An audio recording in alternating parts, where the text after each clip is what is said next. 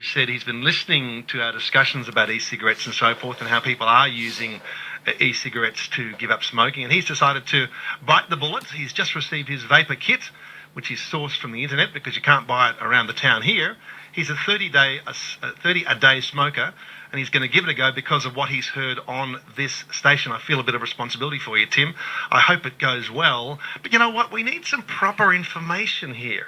And I wonder why the government, which makes so much from tobacco, of course, is not moving ahead with research and so forth, just to, I guess, to dispel some of the myths around e-cigarettes. There's a new British report, though, from the Royal College of Physicians in England, which has concluded that e-cigarettes are, in fact, a blessing rather than a curse, and that the potential health benefits greatly outweigh the risks. This is a position that runs in stark contrast to other places in the world, particularly the United States, where they talk about all kinds of evil side effects from it. But the report concludes that vaping probably involves a certain degree of harm, but these risks are substantially smaller than those posed by conventional tobacco smoking. Are you a vapor? Has it hurt you? Or if you're a cigarette smoker, would you consider moving to e-cigarettes as Tim, our faithful listener, is going to do? Give me a call, 922 882. Dr. Attila Danko is with the New Nicotine Alliance Australia. Good afternoon, Attila. Good afternoon, Adam. Yeah, are you a vapor? Yes, I am. Were you previously a smoker? Yeah, I smoked from the age of 11, and I gave up several times, but I was always drawn back to it. It's a common story, but people often do give up, but they keep relapsing. But the great thing about vaping and e-cigarettes is that because you've got a substitute for a behaviour, even if you give up e-cigarettes altogether after giving up smoking, you've got something to go back on. So it's a protection against you relapsing to cigarettes again. Yeah, sure, because people are not addicted to tobacco per se, they're addicted to nicotine. And if you deliver it in a less harmful way, then I think the societal benefits would be substantial. Exactly right. But it's also the attachment to the rituals of smoking, the relaxation that you get from smoking, and the way the nicotine's delivered with a cigarette. And the idea is that the e-cigarette replicates that so much better than the nicotine replacement therapy that we have. That evidence is showing that it is a more successful way to give up smoking. Right, because there's such division amongst the academics and clinicians on this point. The Royal College of Physicians is going down the route of saying that it's not too bad. Then we've got the University of California. One of their guys has told the New York Times that the Royal College of Physicians are going off a cliff. They're taking England to a series of policies that 5 years from now they will all really regret. They're turning England into this giant experiment on behalf of the tobacco industry. So who's right here? Well, for a start, most e-cigarettes that are used by vapors do not come from the tobacco industry. They're independent companies, and that they take people away from tobacco cigarettes. But people who are ideologically opposed to them will always try and link the two together, even though not one e-cigarette sold in Australia comes from a tobacco company. The person you mentioned there who talked about England going off a cliff, Stanton Glantz, his primary qualification was in mechanics. So you've just got to ask yourself who... Well, he is a professor of medicine, I'm told here. He's not actually studied a medical degree. Oh, I see. He's achieved that because of his work in public health. But so the question is, who do you believe on this? The Royal College of Physicians, which is probably the most respected medical body in the world. That's been going since the 1500s. And this paper that they put out is the most comprehensive outline of all the evidence, hundreds of references. It took a big team of the best minds months to put together, and they looked at all the evidence in a very objective way. And when you look at what's in response from other people who are against them, they never put together anything like this sort of level of evidence. They cherry-pick a study here or a study there. I'm hoping you're not a doctor of engineering or something. You're not. No, I'm a medical doctor. Oh, good. I'm glad to hear that. So what you're really saying is that there's an ideological opposition to e-cigarettes rather than a clinical one based on evidence. Look, that's what it seems. So look, there are increasing numbers of people who've been working in public health, who've been trying to reduce smoking, who are realising that e-cigarettes are much more of an opportunity than a threat. But unfortunately, like a lot of groups, as they've been going for a long time without a huge amount of success, just chipping away at things, they tend to become more and more extremist. And that's what we're facing here, is an extreme ideological position which basically is against nicotine or recreational nicotine versus a more pragmatic public health approach. And also against big tobacco, which has shown itself to be devious, secretive, conspiratorial, and every other negative word you want to use with them. And they are buying some vaping companies, aren't they? They certainly are.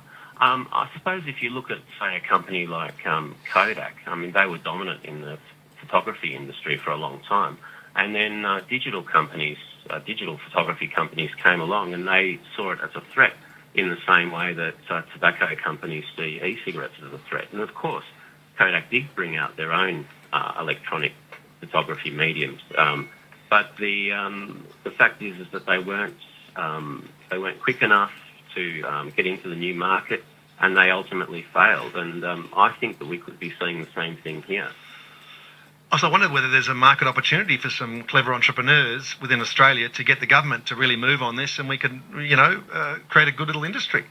Oh, absolutely. No, it's a great business model. What we have with vaping is we have in England, in the UK, where they are freely allowed and now encouraged by government and by colleges of physicians and Public Health England, we have thousands of shops opening up all around in towns everywhere, and these act as quit smoking centres at no cost to the government whatsoever. I think it's got to be a positive. Now, the major health side effect we hear about is this popcorn lung. What is that? Yeah. So diacetyl is a compound which they found causes popcorn lung if it's in high quantities. And the reason it's called popcorn lung is because it was first noticed in people who worked in the popcorn industry. It's something which lends a buttery flavour to popcorn, and it's fine if you eat it, but if you inhale it, it can be quite dangerous.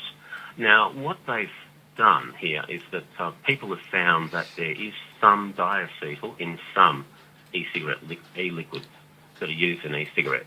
But what they failed to have said is that even when they are present, they are in amounts that are far below what you get from normal cigarettes. I see. And not only that, I mean, since this understanding has come out, most e-liquid manufacturers have basically taken it out of their liquids so that it's not even present. But you've got to always look at the comparison. So I'm not saying that vaping is completely risk-free, but it is an order of magnitude. It is less than 5% of the risks of smoking. Yes. So in a situation where the government is not giving us any guidance, not doing any proper research to establish the facts of e-cigarettes, how can, if you are buying the vaping oil and so forth, how do you know what you're getting? How do you keep yourself safe? Well, look, I think it's about, we have to buy them from overseas. I think it's about looking at, bigger, more reputable companies. But look, at the same time, it is hard to imagine how you could possibly get a vaping fluid that's anywhere near the danger of cigarettes, because it's the smoke that causes the harm. And when you remove the smoke, you remove the tar, it would be very difficult to make an e-liquid that's anywhere near the danger of cigarettes. And I mean, the companies aren't trying to kill people; they're not trying to hurt people. So they respond to things like, when they find out about diacetyl, they remove it from their liquids. So I think that it's certainly good to steer towards sort of bigger, more established companies, which there are several. And what people do is they get online, they connect with social media, or they find out from other people who have switched to vaping. Sure. And they get onto it and they find the benefits for themselves. Okay, we'll leave it there. Thank you so much for your time. Thank you very much, Attila. Pleasure. That's Dr. Attila Danko, the new Nicotine Alliance Australia spokesperson there on the risks or otherwise of vaping. I mean, tobacco companies know that their product kills you. They know that. They've known it for many, many years. Yet governments have been very happy to take all the excise along the way, and of course money goes into the health system to address the effects of smoking. But here we have an alternative which doesn't kill you, is helping people to get off cigarettes, but we won't seem to come at it. Why is this?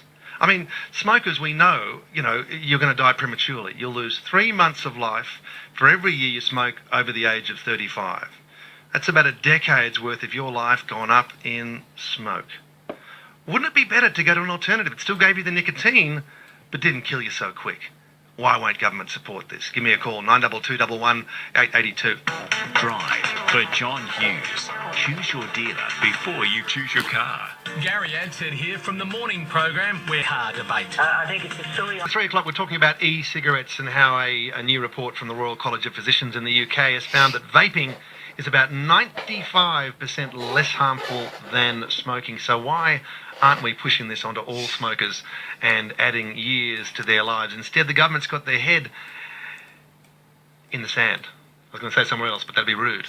Give me a call with your views, 92211 882. Craig is in Jundana. G'day, Craig. G'day, Adam. I can't speak highly enough about them. I haven't smoked now for about a year, and I sourced it from the internet, and I bought the whole lot in one hit. I bought like the high strength milligrams, and then the medium, and then low, and then none. And it took me about 4 or 5 months to use the product until I got down to 0 nicotine, and then eventually just forgot about it and gave up. And that was a year ago. So you're not using it now then?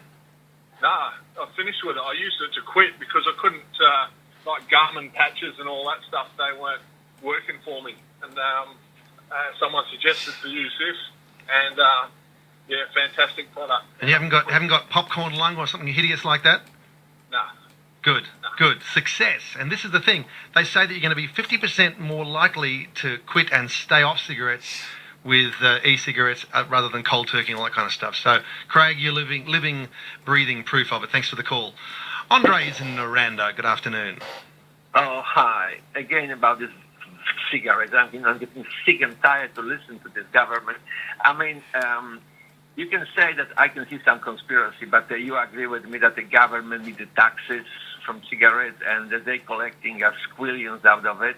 And well, 10 billion is the figure, actually, but not quite a squillion, but approaching that. Yeah, well, it'll be more than that.